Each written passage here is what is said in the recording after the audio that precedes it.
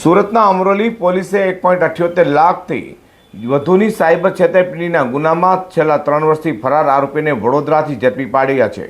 તો આરોપી સામે કોર્ટે વોરંટ પણ જાહેર કર્યું હોવાનું પોલીસે જણાવ્યું. સુરતના ઇન્ચાર્જ પોલીસ કમિશનર વામંગ જામીર, અધિક પોલીસ કમિશનર મહેન્દ્ર બગડિયા, નાયબ પોલીસ કમિશનર લગદીશસિંહ ઝાલા અને મદદનીશ પોલીસ કમિશનર પાર્થ ચોવટિયાની સૂચના લઈને અમરોલી પીઆઈ જેબી વનાર, second પીઆઈએસબી વસાવની team PSI JG Kamadiya સાથે પેટ્રોલિંગમાં હતી.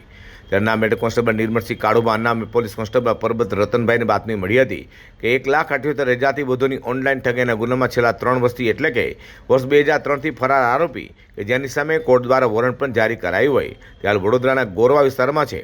જે માહિતીના આધારે અમરોલી પોલીસની એક ટીમ વડોદરા પહોંચી હતી અને વડોદરાના ગોરવા વિસ્તારમાંથી ઠગ મુકેશ જસ પીપળિયાને ઝડપી પાડ્યો છે. તો પોલીસ તપાસમાં સામે આવ્યું કે આરોપી મુકેશ પીપળિયા મૂળ આણંદના બોરસદ હોવાનું સામે આવ્યું હતું.